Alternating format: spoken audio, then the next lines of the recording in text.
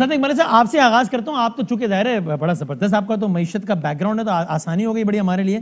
انہوں نے کچھ اکنامک انڈیکیٹرز کا تذکرہ کیا. اب وہ کہتے ہیں نا فیکٹس تو کبھی بھی جھوٹ نہیں بولتے, تو یہ ان کی رائے نہیں تھی, نمبر بتایا کہ جناب ریمیٹنس اتنے بڑھ گئے, موٹر سائیکلز کی سیل ریکارڈ ہو گئی, ٹریکٹرز کی ریکارڈ بڑھ گئی, گاڑیوں کی 85% بڑھ گئی. مطلب لوگ خوشحال ہیں نا, کیا کہیے گا مصدق ملک صاحب؟ جی میں یہ بات بالکل ٹھیک ہے وزیر اعظم صاحب کی. وزیر اعظم صاحب جس ترازو میں اپنی پرفارمنس کو تول رہے ہیں وہ ایک امیر آدمی کا ترازو ہے. یعنی گاڑیاں جو ہیں وہ 85% بڑھ گئیں, تو بہت بہت مبارک جی. گاڑیاں کون خرید رہے ہیں؟ وہ تو امیر آدمی خرید رہے ہیں. موٹر سائیکلیں یہ تو انہوں نے اچھا کیا آپ کو بتا دیا جی. موٹر سائیکلیں بھی. یہ انہوں نے آپ کو نہیں بتایا کہ چینی جو ہے وہ مدینہ کی ریاست میں 52 روپے سے بڑھ کے 110 روپے کی ہو گئی. یہ بھی انہوں نے نہیں بتایا کہ آٹا 35 روپے سے بڑھ کے تقریباً 100 روپے کا ہو گیا. یہ بھی انہوں نے نہیں بتایا کہ جو کھانا بنانے کا تیل ہے جو 142 روپے کا تھا وہ 325 روپے کا ہو گیا. یہ بھی انہوں نے نہیں بتایا کہ بجلی کی قیمت جو 11 روپے یونٹ تھی وہ 22 روپے یونٹ ہو گئی. اور یہ بھی انہوں نے نہیں بتایا کہ گیس کی قیمت جو ہے اس میں تقریباً 150% اضافہ ہوا. یہ نہیں وہ بتا سکے, بھول گئے. غریب آدمی کے لیے بھائی کیا چیز امپورٹنٹ ہوتی ہے؟ اس کو 2 چیزیں چاہیے. پہلی ہے نوکری. نوکری جو ہے وہ ملکی ترقی کی شرح جو ہے اس سے ملتی ہے. تو ہم 5.8 5.7% پہ چھوڑ کے گئے تھے. وہ پہلے 2.1 پہ آ گئی, پھر وہ منفی میں چلی گئی, پھر کرونا سے پہلے 1.9 پہ آ گئی, پھر اب وہ کہہ رہے ہیں, حکومت کہہ رہی ہے 4% ہے, ان کی اپنی اکنامک ایڈوائزری کمیٹی کہہ رہی ہے 3% ہے, اور ہمارا اندازہ ہے کہ اس سے بھی کم ہے. مہنگائی کو دیکھ لیتے ہیں. مہنگائی جب ہماری حکومت گئی ہے تو اس وقت 3.9% کی مہنگائی تھی, اور اب جو ہے جو ایسینشیل گڈز ہیں ان کی قیمت کے اندر 16% اضافہ ہو چکا ہے, اور جو فوڈ انفلیشن ہے وہ تقریباً 45-46% بڑھ چکی ہے. اس کے اندر بھی ابھی جو ہمارے معاشی جو ایکسپرٹس ہیں وہ یہ کہہ رہے ہیں کہ انفلیشن کی اوور آل فگر جو 9% دی جا رہی ہے, اوور آل 9% ہے. ایسینشیل کموڈیٹیز جو غریب آدمی استعمال کرتا ہے اس کی 16% ہے. یہ حکومت کے نمبر ہے. لیکن مصدق صاحب دیکھیں, جب میں جاؤں گا نا ملکہ صاحبہ کے پاس تو انہوں نے یہ بتانا ہے, جو کہ تو میں آپ سے پوچھ لوں پھر میں ان کی طرف جاتا ہوں, جو آپ پرائم منسٹر آپ نے کہا کہ اگر یہ سب کچھ ہے جو کہ آپ کہہ رہے ہیں ٹھیک تو ہے, لیکن پھر یہ بھی تو ہے ملکی تجارتی خسارہ 20 ارب ڈالر تھا, آج 1.8 بلین ڈالرز ہے. کتنا بڑا فرق ہے. زیر مبادلہ کے ذخائر 16.4 ارب ڈالر تھے, آج 27 ارب ڈالرز ہیں.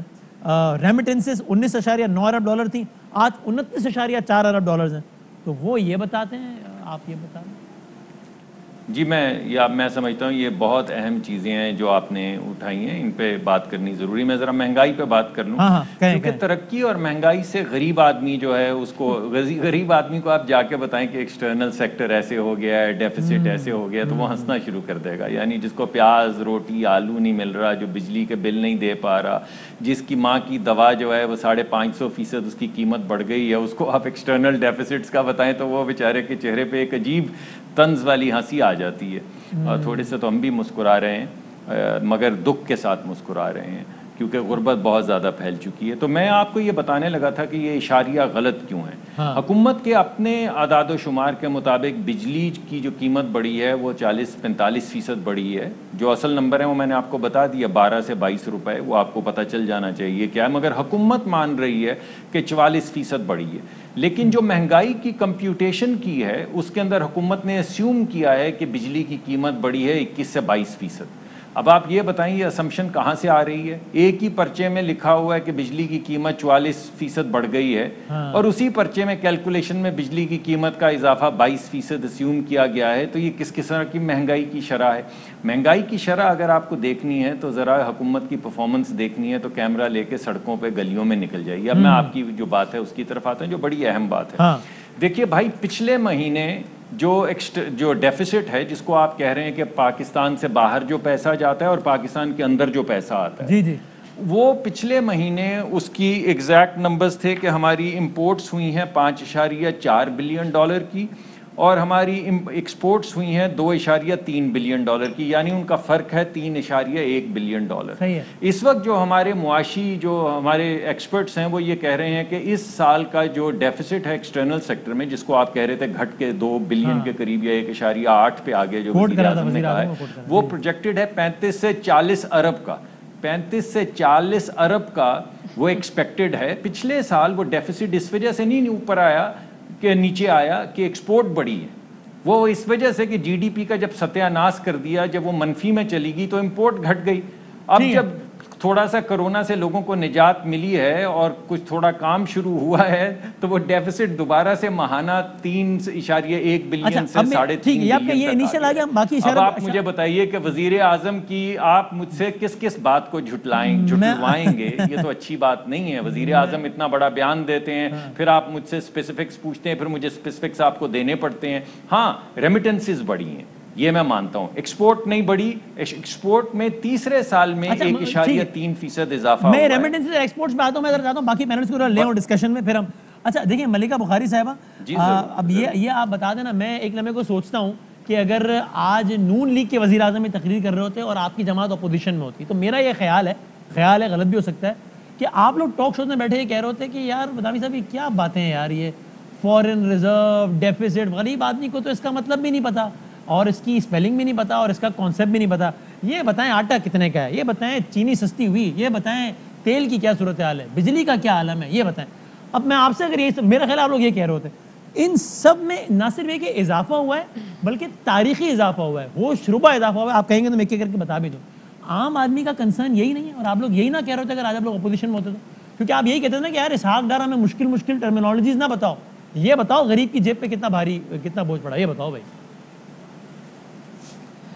تھینک یو بدامی صاحب۔ دیکھیں پہلے تو بدامی صاحب آج کیونکہ ہم نے پاکستان تحریک انصاف کی حکومت کے 3 سال جو ہیں اس کے مکمل ہونے کی ایک بہت بڑا ایونٹ کیا، میں پاکستان کی عوام کو آپ کے پروگرام کے توسط سے مبارکباد پیش کرنا چاہتی ہوں کہ مدینہ کے ریاست کے طرز کے اوپر جو ہم نظام قائم کرنا چاہتے ہیں اسلامی فلاحی ریاست کا، جو انصاف انسانیت اور خودداری پر مبنی ہو، جو خواب پاکستان تحریک انصاف نے اور عمران خان منتخب وزیر اعظم عمران خان نے دیکھا تھا، وہ پائے تکمیل تک پہنچ رہا ہے۔ پہلی بات تو یہ تو عوام کو مبارکباد دینا چاہتے ہیں۔ دیکھیں جو فگرز ہمیں مصدق ملک صاحب نے بتائے، بصد احترام ان کا احترام کرتے ہیں، لیکن یہ اسی پارٹی کے ممبر ہیں جس کے فائنانس منسٹر اسحاق ڈار تھے، جو ملک سے مفرور ہیں اور جنہوں نے پاکستان کا معاشی قتل کیا۔ ہم ان کے فگرز کو مسترد کرتے ہیں۔ پہلی بات تو یہ تو عوام کو گمراہ کن، یہ آپ کے فگرز ہیں میڈم، بدامی صاحب انٹروین کریں، یہ ہمارے فگرز نہیں ہیں۔ نہیں مجھے مکمل کرنے دیجئے، مجھے مکمل کریں۔ جس زاویے سے آپ نے پیش کی ہے وہ زاویہ ٹھیک نہیں ہے۔ پاکستان کا ہوتا ہے، گورنمنٹ پاکستان میں تحریک انصاف کی ہے ملکہ بخاری صاحب۔ دیکھیں سن لیجئے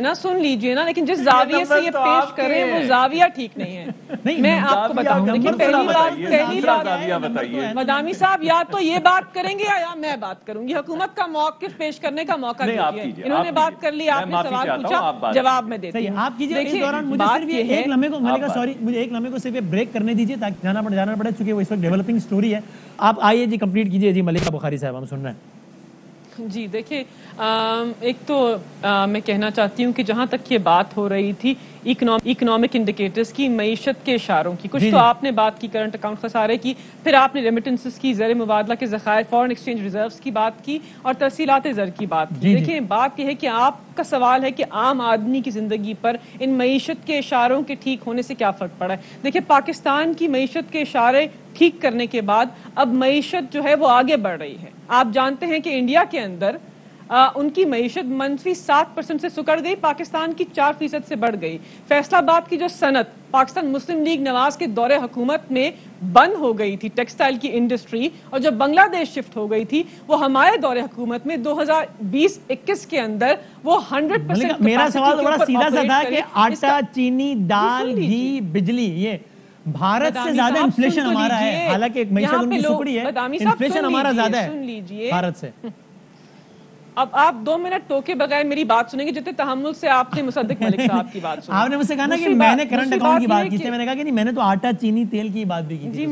اب میں سن رہا ہوں. جی آپ نے وہ بھی فگرز بتائے. جی جی جی جی میں صرف یہ کہہ رہی تھی کہ اس کے ساتھ ساتھ جو سیمنٹ کی سیل ہے اس میں 40% اضافہ ہوا ہے, تو کنسٹرکشن سیکٹر جو ہے جس سے بہت سارے شعبے اور لوگوں کی عام آدمی کی نوکریاں جڑی ہوتی ہیں وہ بھی طول پکڑ رہا ہے, وہ بھی بہتر ہو رہا ہے. اس طرح جو صنعت کا شعبہ ہے اس کے اندر 13% انکریز ہوا ہے. تو اس کا مطلب ہے کہ پاکستان کی معیشت کا پہیہ چل رہا ہے, لوگوں کو روزگار مل رہا ہے. اور جو کسان ہے اس نے 1100 ارب پاکستان کی معیشت کے اندر پچھلے سال میں ڈالے ہیں. اس کا مطلب ہے کہ جو زاویہ اور جو تصویر پاکستان کی معیشت کی یہ پاکستان کی عوام کے سامنے ٹاک شو میں بیٹھ کر پیش کر رہے ہیں وہ ٹھیک نہیں. پھر مہنگائی پہ آ جاتے ہیں. دیکھیں آپ نے سوال پوچھا اب عام آدمی کیا کرے.